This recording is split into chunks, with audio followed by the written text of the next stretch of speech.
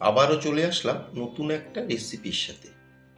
নমস্কার বন্ধুরা, আপনারা দেখছেন সুব্রত অর্চনার রান্নাঘর।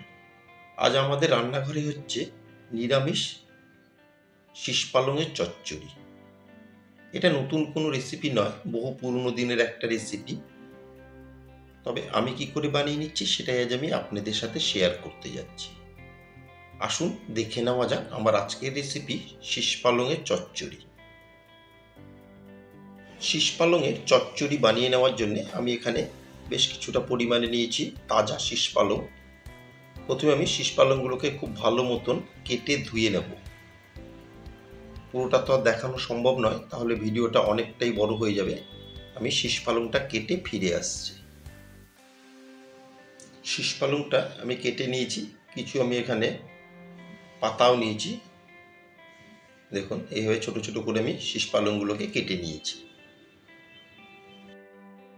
এখানে আর কিছু আমি সবজি নিয়েছি, বেগুন, আলু, গাজর, বিনস আর 3টে কাঁচা লঙ্কা নিয়ে সবজিগুলোকে একটু বড় করে আমি কেটে নিয়েছি। চচ্চড়ির সবজিগুলো একটু বড় করে কেটে নিলেই কিন্তু দেখতে ভালো লাগে। চলে এলাম মূল রান্নায়। গ্যাসের ফ্লেম অন করে একটা ফ্রাই প্যান গরম করে এতে আমি দিয়ে দিচ্ছি পরিমাণ মতন সর্ষের তেল।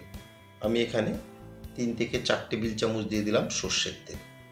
এই রান্নাটা কিন্তু সবসময় সর্ষের তেলেতেই করার চেষ্টা করবেন। তেলকে ভালো মতন গরম করে এখন এর মধ্যে দিয়ে দিচ্ছি আমি 6 থেকে 8টা বিউলির ডালের বড়ি। এই বড়িগুলোকে একটু নেড়ে চেড়ে লালচে করে ভেজে নেব। মিনিট দেড়েক নেড়ে চেড়ে আমি বড়িগুলোকে লালচে করে বেশ ভেজে নিয়েছি। দেখুন এর থেকে বেশি আর ভাজবো না। ভেজে নেওয়া বড়িগুলোকে এখন তেল ঝরিয়ে একটা প্লেটে তুলে নিচ্ছি। ভেজে নেওয়া বড়ি তুলে নিয়ে ওই তেলেই ফোড়নে দিয়ে দিলাম 1/2 টেবিল চামচ 5 ফোড়ন আর একটা শুকনো লঙ্কা দিয়ে ফোড়নকে একটু নেড়ে চেড়ে 18 থেকে 20 সেকেন্ড ভেজে নেব। ফোড়ন কিন্তু একেবারে আমার রেডি হয়ে গেছে। ফোড়ন থেকে খুব সুন্দর একটা 5 ফোড়নের গন্ধ আসছে। এখন আমি এর মধ্যে দিয়ে দিচ্ছি কেটে রাখা আলু আর গাজর। আলু আর গাজর সেদ্ধ হতে একটু সময় বেশি লাগে বলে প্রথমে আমি আলু আর গাজরকে মিনিট 2 একটু নেড়ে চেড়ে ভেজে নেব। আলু আর গাজরকে ভালো মতো নেড়ে চেড়ে এর মধ্যে দিয়ে দিলাম 1 টেবিল চামচ নুন আর দিয়ে দেবো 1/2 টেবিল চামচ গুঁড়ো হলুদ। দিয়ে নুন আর হলুদের সাথে খুব ভালো মতন আলু আর গাজরকে মিশিয়ে নেব। মিনিট 2 নেড়ে চেড়ে দেখুন আলু আর গাজরকে একটু ভেজে নিয়েছি লালচে করে। এখন এর মধ্যে দিয়ে দিচ্ছি বিনস, বেগুন আর কাঁচা লঙ্কা দিয়ে খুব ভালো মতন আমি বিনস আর বেগুনকে মিশিয়ে নেব আলু আর গাজরের সাথে। খুব ভালো মতন মিশিয়ে এখন একটা কভার দিয়ে আমি 2 থেকে 2.5 মিনিট রান্না করে নেব। কভার দিয়ে মিনিট 2 আমি রান্না করে নিলাম। এখন কভার তুলে সমস্ত সবজিকে একবার ভালো মতন মিশিয়ে নিয়ে আবার কভার দিয়ে কিন্তু আরও 2 থেকে 2.5 মিনিট রান্না করে নেব। আরও মিনিট 2 কভার দিয়ে আমি রান্না করে নিয়েছি। দেখুন সবজি থেকে বেশ অনেকটাই কিন্তু জল রিলিজ হয়েছে। এই জলেই কিন্তু প্রায় আমার অনেকটাই সবজিটা সেদ্ধ হয়ে যাবে। কভার তুলে একবার খুব ভালো মতন সমস্ত সবজিকে মিশিয়ে নিচ্ছি। সমস্ত সবজিকে খুব ভালো মতন মিশিয়ে এখন দিয়ে দিলাম 1/2 টেবিল চামচ ধনের গুঁড়ো, 1/2 টেবিল চামচ দিয়ে দেব রেগুলার লঙ্কার গুঁড়ো। ঝালটা অবশ্যই আপনারা আপনাদের স্বাদ মতন বাড়িয়ে বা কমিয়ে নেবেন। আর 1/2 টেবিল চামচ দিয়ে দিলাম জিরের গুঁড়ো, দিয়ে দিলাম 2টো কাঁচা লঙ্কা দিয়ে গুঁড়ো মশলাকে একবার খুব ভালো মতন নেড়ে চেড়ে সমস্ত সবজির সাথে মিশিয়ে নেব। গুঁড়ো মশলার সাথে আরও মিনিট 2 সমস্ত সবজিকে কষিয়ে নিয়ে এখন দিয়ে দিচ্ছি 1/2 কাপ উষ্ণ গরম জল। দিয়ে জলকে খুব ভালো মতন সমস্ত সবজির সাথে মিশিয়ে একটা কভার দিয়ে আরও 3 থেকে 4 মিনিট আমি রান্না করে নেব। এতে করে সবজিগুলো আমার বেশ ভালোই সেদ্ধ হয়ে যাবে। কভার দিয়ে মিনিট 3 আমি রান্না করে নিলাম। এখন কভার তুলে একবার ভালো মতন মিশিয়ে নেব। সবজিগুলো প্রায় আমার 60% সেদ্ধ হয়ে গেছে। এখন উপর থেকে দিয়ে দিচ্ছি আমি কেটে রাখা শীষ পালং। এই শীষ পালংকে খুব ভালো মতন সবজির সাথে মিশিয়ে নেব। উপরে নিচে করে খুব ভালো মতন একবার আমি মিশিয়ে নেব। খুব ভালো মতন মিশিয়ে নিলাম। এখন একটা কভার দিয়ে 4 থেকে 5 মিনিট আমি রান্না করে নেব।